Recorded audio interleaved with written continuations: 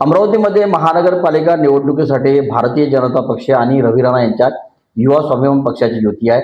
भारतीय जनता पक्षाने युवा स्वाभिमानसाठी 6 जागा ठेवलेल्या असल्या तरीही युवा स्वाभिमानने मात्र 34 उमेदवार हे उभे केलेले आहे, रिंगणात उभे केलेले आहे। आणि आज भाजप उमेदवाराच्या विरोधात नवनीत राणा यांनी युवा स्वाभिमानच्या उमेदवाराच्या प्रचाराचा नारळ फोडलेला आहे। माझ्यासोबत बोलण्यासाठी माजी मंत्री बच्चू साईनगर प्रभागात भाजपचे जे उमेदवार आहेत तुषार पारधी यांच्या विरोधात सचिन भेंडे नावाचे युवा स्वाभिमानचे उमेदवार त्या ठिकाणी उभे आहेत आणि नवनीत राणा यांनी या ठिकाणापासून आता प्रचाराचा नारळ फोडलेला आहे। तुम्ही कसं पाहताय? खरं तर मी फार चांगल्या दृष्टिकोनातून पाहतो आहे का आखरी त्यांच्या रवी राणाचा पक्ष हा आपल्या पतीचा पक्ष आहे आणि त्या पतीच्या विरोधात तुषार भारती उभे होते म्हणून पत्नीनं जी दाखवल्या पाहिजे म्हणजे एकजूट पक्ष भाजपचा जरी असलो तरी मी पती म्हणून रवी राणाच्या सोबत आहे म्हणून त्यांनी जो भाजपच्या विरोधात जाऊन नारळ फोडलं।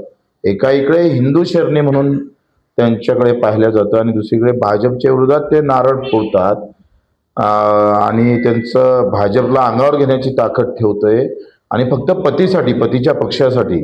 तर त्यांचं मी कौतुक करतो। खरं तर सलाम नवनीतजी राणा, तुम्हाला आमचा खरं तर मुजरा आहे।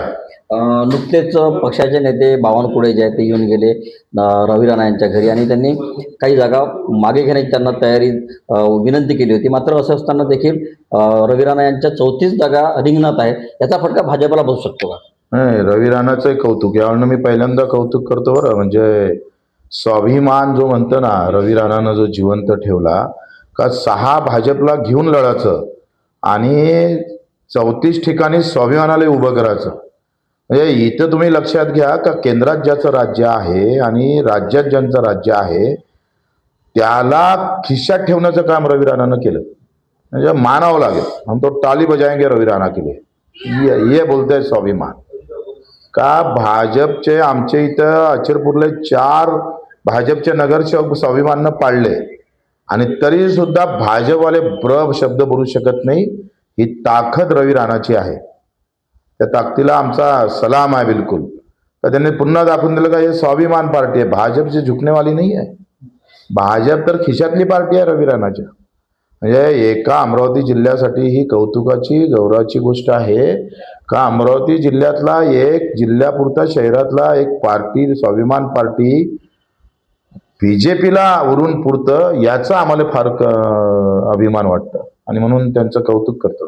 मुख्यमंत्र्यांचा काल रोड शो झाला महानगरपालिकेच्या निवडणुकीसंदर्भात, याचा काय नेमका फरक पडू शकतो? निवडणुकीत दौड होती, पोलिसांची दौड होती, एक मागं कार्यकर्त्याची, लोक नव्हते बाजूनं। मी पूर्ण ते व्हिडिओ पाहिला तर एकाने हात दाखवला नाही पब्लिक मधून, सगळे भाजपचे कार्यकर्ते। रोड शो काय म्हणतोय का लोकांचा रोड शो कोणाचा, जसं मोदीजींचा आपण पाहिला, राहुलजी गांधींचा, देवाभाऊचा रोड शो म्हणजे मागं कार्यकर्त्यांसमोर पोलीस, लोकच नाही समोर। लोक तर पाहिजे ना प्रतिसाद द्यायला, आणि जे होते 4-5 ते भाजपचेच होते, याला रोड शो नाही म्हणत। त्याच्यानं आपल्या राज्यातल्या मुख्यमंत्र्याचं अशा पद्धतीत अपमान होणं, अशा पद्धतीचा रोड शो होणं आम्हाला पसंत नाही आला। खरं तर यापेक्षा रवी राणानं काढलं असतं भाभीजी रवी राणाचं तर मी सांगतोय तुफान गर्दी झाली असती। व्हिडिओ जर्नलिस्ट सागरचा संजय शेंडे, न्यूज 18 लोकमत, अमरावती।